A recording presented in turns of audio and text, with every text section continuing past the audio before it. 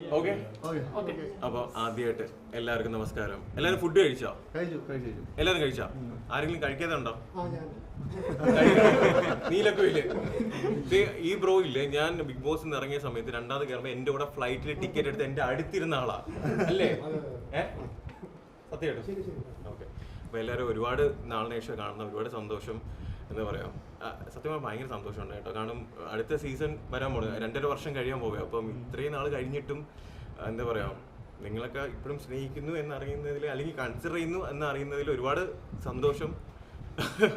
Thank you so much. പിന്നെ എന്താ പറയുക, ഖാദർ ബ്രോവിൻ്റെ ഈ ഒരു കല്യാണത്തിന് എന്നെ ഇൻവൈറ്റ് ചെയ്തതിലും ഖാദർ ബ്രോവിനും പിന്നെ എൻ്റെ വൈഫിനും എൻ്റെ എല്ലാവിധ വിഷസും.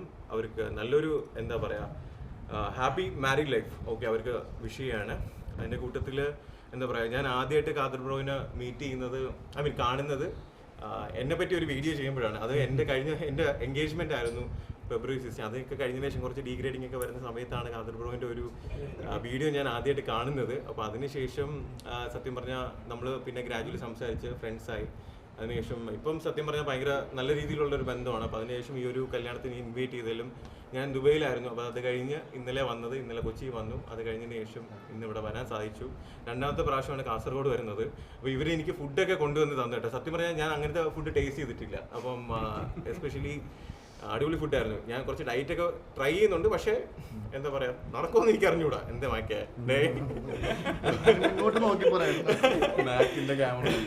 ചെകുത്താൻ്റെ അടുത്ത് അന്വേഷണം പറയണം കേട്ടോ. പറയുന്നുണ്ട്. ഓക്കെ, അപ്പം എന്തായാലും ഒരുപാട് കാസർഗോഡ് ഞാൻ പറഞ്ഞില്ലേ, ഓരോ നാട്ടിൽ പോകുമ്പോഴും ഓരോരുത്തരെ കാണുമ്പോഴും എന്താ പറയാ, സത്യം പറഞ്ഞാൽ അവരുടെയൊക്കെ സ്നേഹവും അല്ലെങ്കിൽ സപ്പോർട്ടും കാര്യങ്ങളൊക്കെ കാണുമ്പോൾ ഇപ്പോഴും സന്തോഷമുണ്ട്. കാരണം ഇപ്പോഴും എൻ്റെ കൂടെ ഒരു ഫോട്ടോ എടുക്കാൻ വേണ്ടി അറ്റ്ലീസ്റ്റ് ഒരാളെങ്കിലും വരുന്നല്ലോ എന്ന് ആലോചിക്കുമ്പം അത് ഭയങ്കര സന്തോഷമുണ്ട്. പിന്നെ ഞാനിപ്പം അധികം കോൺട്രവേഴ്സിയോ കാര്യങ്ങളിലോ ഒന്നിലും ഇടപെടാതെ എൻ്റെ കാര്യം നോക്കി പൊയ്ക്കൊണ്ടിരിക്കുകയാണ് മാക്സിമം അല്ലേ.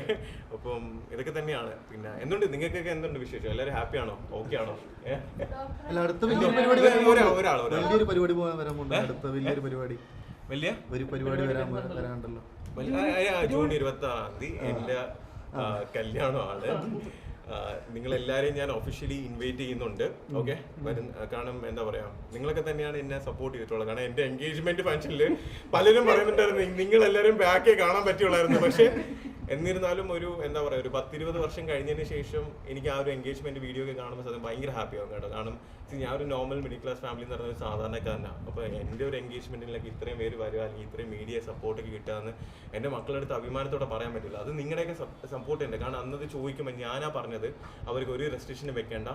കാരണം പെണ്ണിൻ്റെ വീട്ടുകാർ നടത്തുമ്പോൾ അവർ പറഞ്ഞിരുന്നു, കാരണം നിങ്ങൾ വരുമ്പോൾ ചിലപ്പോൾ എന്ത് ചെയ്യത്തില്ല, എല്ലാവർക്കും അവിടെ ഇരിക്കുന്നവർക്ക് കാണാൻ പറ്റത്തില്ല, പലരും പല ദൂരത്തു നിന്ന് വരുന്നതെന്ന് പറഞ്ഞിരുന്നു. പക്ഷേ ഞാനാ പറഞ്ഞത് അവരെ കയറ്റി വിടണം, കാരണം അവരാണ് എന്നെ സപ്പോർട്ട് ചെയ്തെന്നുള്ള കാര്യം ഞാൻ പറഞ്ഞിട്ടുണ്ടായിരുന്നു. അപ്പം പിന്നെ വേറൊരു കാര്യം, ഞാൻ ഇടയ്ക്ക് വെച്ചിട്ട് മറ്റേ കോപ്പിറൈറ്റിൻ്റെ കാര്യം പറഞ്ഞിട്ടുണ്ടായിരുന്നു. അത് കുറേ പേര് വീഡിയോസ് അവരെ തന്നെ റിമൂവ് ചെയ്തിട്ടുണ്ട്. അതിന് ഒരുപാട് നന്ദി. ഞാൻ ഒരാൾക്കും ഞാൻ കോപ്പിറൈറ്റ് കൊടുത്തിട്ടില്ല. കാരണം അവരായിട്ട് തോന്നിയിട്ട് അവർക്ക് ഇപ്പോഴും കുറച്ച് വീഡിയോസ് ഉണ്ട്, പക്ഷേ എന്നിരുന്നാലും അവരായിട്ട് കുറച്ച് വീഡിയോസ് ഡിലീറ്റ് ചെയ്ത് കളഞ്ഞു. അപ്പം അതിൽ ഒരുപാട് സന്തോഷം. പിന്നെ എന്താ പറയുക, എനിക്ക് ഒറ്റ റിക്വസ്റ്റേ ഉള്ളൂ. കാരണം മീഡിയ എന്ന് പറയുന്നത് എനിക്കറിയാം നിങ്ങളെല്ലാവരും കണ്ടന്റിന് വേണ്ടിയാണ് ചെയ്യുന്നതെന്നുള്ളത് എനിക്കറിയാം. പിന്നെ തംബ്നെയിൽ ഇപ്പോൾ പലരും ശ്രദ്ധിക്കുന്നുണ്ട്. ഞാൻ റീസെൻ്റ്ലി കുറച്ച് മീഡിയാസിൻ്റെ തംബ്നെയിൽ നോക്കിയപ്പം ഓക്കെ അവർക്ക് നല്ല രീതിയിൽ തംബ്നെയിൽ ഇടുന്നു. പക്ഷേ റീച്ച് കിട്ടണമെന്നുണ്ടെങ്കിൽ ചിലർക്ക് തംബ്നെയിൽസ് അങ്ങനെ കൊടുക്കാറുണ്ട്. പക്ഷെ അത് നമുക്കൊന്നും ചെയ്യാൻ പറ്റത്തില്ല. പക്ഷേ അപ്പം എന്തായാലും എന്താ പറയുക, ഒരുപാട് നല്ല കാര്യങ്ങൾ നടക്കട്ടെ. അപ്പം എല്ലാവരും ഹാപ്പി ആയിട്ടിരിക്കുക. പിന്നെ ഇപ്പോഴും എന്നെ സപ്പോർട്ട് ചെയ്യുന്ന, എന്നെ ഇഷ്ടപ്പെടുന്ന കുറച്ച് പേരുണ്ടെന്ന് എനിക്കറിയാം. നിങ്ങളുടെയൊക്കെ സ്നേഹം, പ്രാർത്ഥന, അനുഗ്രഹം എപ്പോഴും ഉണ്ടാവണമെന്ന് ഞാൻ ആഗ്രഹിക്കുന്നു. ചെറിയ ചെറിയ ആഗ്രഹങ്ങളൊക്കെ ഉണ്ട്, അതൊക്കെ സാധിക്കാൻ വേണ്ടി നിങ്ങളുടെയൊക്കെ അനുഗ്രഹം വേണമെന്ന് വിശ്വസിക്കുന്നു. അപ്പം ഒരുപാട് നാളിന് ശേഷം കണ്ടല്ലേ. അപ്പം വേറെ എന്തെങ്കിലും ചോദ്യം ഉണ്ടോ? ആക്ച്വലി ഗോൾഡ് വിസ കിട്ടിയായിരുന്നു. അപ്പം സാധാരണ ഈ ആൾക്കാർക്ക് ഗോൾഡ് വിസ കൊടുക്കുമ്പോൾ അത് അവർ യൂട്ടിലൈസ് ചെയ്യാറില്ല. അപ്പം നമുക്ക് ഒരുപാട് ഓപ്പർച്യൂണിറ്റി ഉള്ളൊരു സ്ഥലമാണ് UAE അല്ലെങ്കിൽ ദുബൈ ബേസ്ഡ് ആയിട്ടുള്ള സ്ഥലങ്ങളെന്ന് പറയുന്നത്. അപ്പം ഞാനത് എക്സ്പ്ലോർ ചെയ്യുന്നുണ്ട്, ഒരുപാട് കാര്യങ്ങൾ നടക്കുന്നുണ്ട്, ചെറിയ ചെറിയ ആഗ്രഹങ്ങളൊക്കെ ഓരോന്ന് സാധിച്ച് വരുന്നുണ്ട്. അപ്പോൾ അതിൻ്റെയൊക്കെ ഓരോ കൺക്ലൂഷൻ എത്തുമ്പം ഞാൻ നിങ്ങളുടെ അടുത്ത് തന്നെ പറയും ഇന്ന കാരണം എൻ്റെ ഓരോ ആഗ്രഹങ്ങൾ അല്ലെങ്കിൽ എനിക്ക് ഓരോ നല്ല കാര്യങ്ങൾ നടക്കുമ്പോൾ നിങ്ങളുടെ അടുത്ത് നിങ്ങൾ ഷെയർ ചെയ്യണമെന്നുള്ള എൻ്റെ ഒരു ആഗ്രഹമാണ്.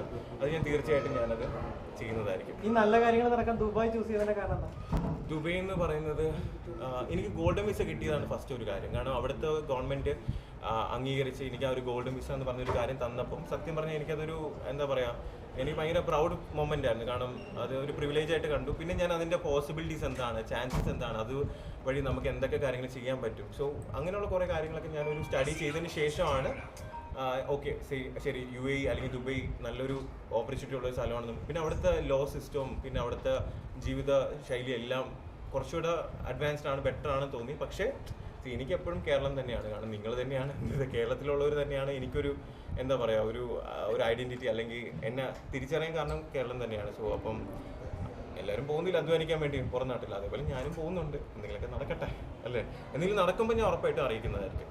ഈ ദുബായിൽ പനമേര എന്താ ദുബായിൽ പനമേര എടുത്തതിന്റെ കാരണം അവിടെ മാത്രം അവിടെ നിൽക്കണേ കൊണ്ടാണ്? ഇല്ല, അതുകൊണ്ടല്ല. അവിടെ കാശ് കുറവാണ് അവിടെ മേടിക്കാൻ. ഞാൻ പറയട്ടെ, ഇപ്പം എന്താ സംഭവം എന്ന് വെച്ചാൽ ഞാൻ ഒരു നോർമൽ മിഡിൽ ക്ലാസ് ഫാമിലി എന്ന് പറയുന്ന ഒരാളാണ്. അപ്പോൾ ഒരുപാട് കാശൊന്നും എൻ്റെ കയ്യിൽ ആരും തന്നിട്ടില്ല. ഞാൻ തന്നെ സ്വന്തമായിട്ട് അധ്വാനിച്ച് ഓരോരോ കാര്യങ്ങൾ ചെയ്യുന്നത്. അപ്പോൾ ഞാൻ കമ്പാരിറ്റീവ് നോക്കുമ്പോൾ ഇവിടത്തെക്കാട്ടിയും 4-ൽ 1 കാശ് മാത്രമേ അവിടെ ഉള്ളൂ. പിന്നെ ഞാൻ വിചാരിച്ചു ഓക്കെ അവിടെ ഒന്ന് എടുക്കാം. പിന്നെ ആഗ്രഹമുണ്ട് ഇവിടെ ഒരെണ്ണം എടുക്കണമെന്നുള്ളത്. അതും എപ്പോഴെങ്കിലും സാധിക്കാൻ പറ്റട്ടെ എന്ന് ആഗ്രഹിക്കുന്നു. നടക്കട്ടെ എന്ന് നിങ്ങളുടെയൊക്കെ.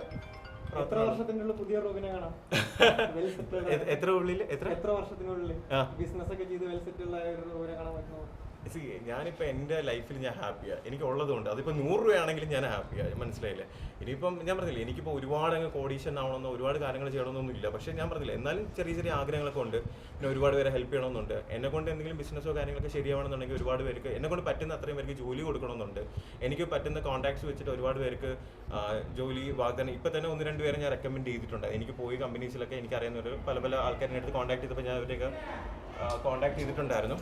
അപ്പം നോക്കട്ടെ, എന്നെ കൊണ്ട് പറ്റുന്ന രീതിയിലല്ലേ ചെയ്യാൻ പറ്റും. നോക്കട്ടെ. കല്യാണം കഴിഞ്ഞ പൊടിയായിട്ട് ദുബായിൽ സെറ്റിൽ ആവും ഉറപ്പായിട്ടും. കാരണം കല്യാണം കഴിഞ്ഞ പൊടിക്കും ഗോൾഡൻ വിസ കിട്ടും. അപ്പം പൊടിയായിട്ടും ഫ്യൂച്ചറായിട്ട് അവിടെ ഒരു പുള്ളിക്കാരി ഒരു നല്ലൊരു ഫാഷൻ ഡിസൈനർ. അപ്പോൾ പുള്ളിക്കാരി ഇപ്പം ഇന്ന് വരാൻ സാധിച്ചില്ല. നാളെ വയനാട് ഒരു ഫാഷൻ ഡിസൈനിങ്ങിൻ്റെ ഒരു ഷോ ഉണ്ട്. അപ്പോൾ അതിനുവേണ്ടി പോയിരിക്കുക. അപ്പം പുള്ളിക്കാരിയായിട്ട് അവിടെ അസോസിയേറ്റ് ചെയ്ത് ഒരു ഇൻ്റർനാഷണൽ ബ്രാൻഡിങ്ങിൻ്റെ എന്തെങ്കിലും കാര്യം ചെയ്യണമെന്ന് ആഗ്രഹമുണ്ട്.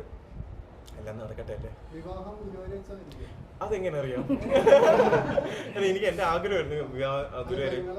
അതെ, അപ്പോൾ എന്തായാലും ഗുരുവായൂർ വെച്ചിട്ടായിരിക്കും. അതിനാണ് ട്രൈ ചെയ്യുന്നത്. അപ്പം മാക്സിമം ഗുരുവായൂരായിരിക്കും. അല്ലെങ്കിൽ ഞാൻ അറിയിക്കാം, എവിടെയാണെന്ന് വെച്ചാൽ അറിയിക്കാം. ഉറപ്പായിട്ടും അറിയിക്കാമെന്ന് അറിയാമല്ലോ, പിന്നെ എന്തിനാണ്.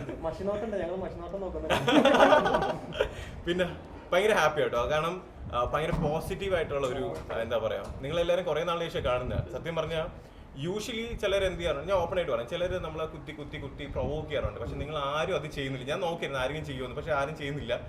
Thank you so much. എന്താ പറയാ, എന്നെ ഇഷ്ടമാണോ? സത്യം പറയാ. അയ്യോ, ചേച്ചിയുടെ പേരെന്താ? അയ്യോ അത് ഓക്കെ ഞാൻ അയ്യോ. അപ്പൊ ഇവിടെ എങ്ങനെ സ്റ്റേ ഒക്കെ എങ്ങനെയാ?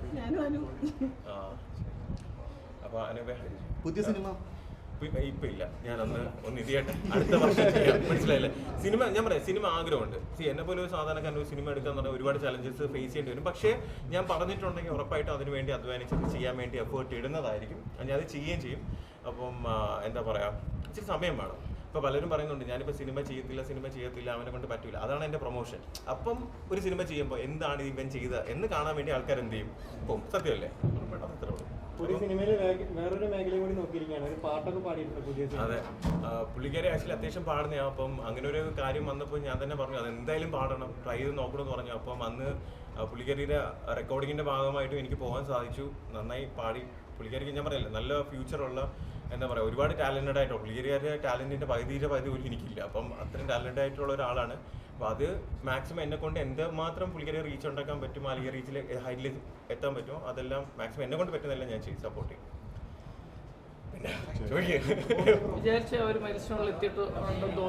ഞാൻ ഹാപ്പിയാണ്. കാരണം എൻ്റെ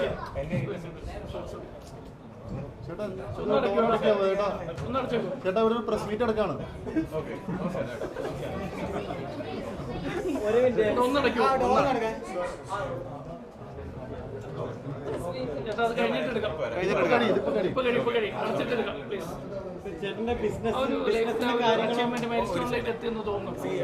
ഞാൻ പറഞ്ഞില്ലേ, എൻ്റെ ഒരു ആഗ്രഹം എന്ന് വെച്ചാൽ ഇപ്പം ഞാൻ പറഞ്ഞില്ലേ, ഇപ്പോൾ ഒരു 2 വർഷം മുന്നേ ആണെങ്കിൽ നിങ്ങൾക്ക് എന്നെ അറിയത്തില്ല ആണല്ലോ. ഇപ്പോൾ നിങ്ങൾക്ക് എന്നെ അറ്റ്ലീസ്റ്റ് അറിയാം ഇങ്ങനെ ഒരാൾ ജീവിച്ചിരിപ്പുണ്ട്. അത് തന്നെയാണ് എൻ്റെ ഏറ്റവും വലിയ അച്ചീവ്മെൻറ്റ്. ഞാൻ ഈ ഒരു ഷോ അല്ലെങ്കിൽ ഇതുകൊണ്ട് ഉദ്ദേശിച്ചത് ഒരുപാട് ആൾക്കാരിലേക്ക് എത്തുക, ഒരുപാട് കാര്യങ്ങൾ ചെയ്യാൻ ശ്രമിക്കുക, ഇതൊക്കെ തന്നെയാണ് ചെയ്തത്. പിന്നെ ഞാൻ ഒരിക്കലും പെർഫെക്റ്റ് ആയിട്ടുള്ള ഒരാളാണെന്ന് ഒരിക്കലും പറഞ്ഞിട്ടില്ല. എൻ്റെ ഭാഗത്ത് ഫോൾട്ട് വന്നിട്ടുണ്ട്, അത് അക്സെപ്റ്റ് ചെയ്യാനുള്ള ചങ്കൂറ്റം എനിക്കുണ്ട്. മനസ്സിലായില്ലേ? എന്തെങ്കിലും ഉണ്ടെങ്കിൽ ഞാൻ അത് അക്സെപ്റ്റ് ചെയ്യും. പിന്നെ പോസിറ്റീവ് നെഗറ്റീവ് ഉള്ള സാധാരണക്കാരനാണ്. പിന്നെ എനിക്ക് ഒരിക്കലും നല്ലവനായോ ഉണ്ണിയായിട്ട് നിൽക്കാൻ പറ്റത്തില്ല. ചിലപ്പോൾ ഞാൻ തെറ്റുകൾ ചെയ്ത് കഴിഞ്ഞാൽ അത് തിരുത്താനുള്ളൊരു മനസ്സ് കാണിക്കും. പിന്നെ അത്രയൊക്കെ തന്നെയാണ്. ഇപ്പം നിങ്ങൾക്കറിയാം, ഞാൻ അത്ര ഭയങ്കര ലൗഡായിട്ടല്ല ഞാൻ നിൽക്കുന്നത്, അല്ലേ? ഞാനിപ്പം അത്യാവശ്യം സെറ്റിലായിട്ടാണ് നിൽക്കുന്നത്. കാരണം ബിഗ് ബോസിന് ശേഷം ഉള്ളൊരു ഓഡിയൻസിലേക്ക് എത്തണമെന്നുണ്ടെങ്കിൽ നമ്മൾ കുറച്ച് ലൗഡായിട്ട് നിന്നാലേ പറ്റത്തുള്ളൂ. അത്രയും നാളത് കണ്ടിന്യൂ ചെയ്ത് പോകുന്ന പറഞ്ഞാൽ ഒരു ചലഞ്ച് തന്നെയായിരുന്നു. മനസ്സിലായി? ഇപ്പം അതിൻ്റെ ആവശ്യമില്ല. ഓൾമോസ്റ്റ് ഞാൻ ആഗ്രഹിച്ച കാര്യങ്ങൾ എനിക്ക് സാധിക്കാൻ പറ്റി. അതൊക്കെ തന്നെയാണ്. No comments. എല്ലാം നന്നായിരിക്കട്ടെ, അത്രേ ഉള്ളൂ. നന്നായി നടക്കട്ടെ. പിന്നെ താങ്ക് യു. പിന്നെ ഒരു വിഷമമുണ്ട്. ഇപ്പം ഞാൻ പറഞ്ഞോട്ടെ, മാക്ക് കണ്ടുകൊണ്ട് ഞാൻ പറയണേ, മാക്കിന്റെ ഫ്രണ്ടാണ് ചെകുത്താൻ. ആക്ച്വലി ചെകുത്താൻ്റെ വീഡിയോസ് ഞാൻ പണ്ട് കാണാറുണ്ട്, ബിഗ് ബോസ് പോകുന്നതിന് മുമ്പൊക്കെ കാണാറുണ്ടായിരുന്നു. എനിക്ക് ഇഷ്ടമുള്ളൊരു വ്യക്തിയും കൂടെ ആയിരുന്നു. പക്ഷേ അതിനുശേഷം ഇപ്പം ചെകുത്താൻ എന്നെ പറ്റി കുറച്ച് വീഡിയോസൊക്കെ ചെയ്തായിരുന്നു.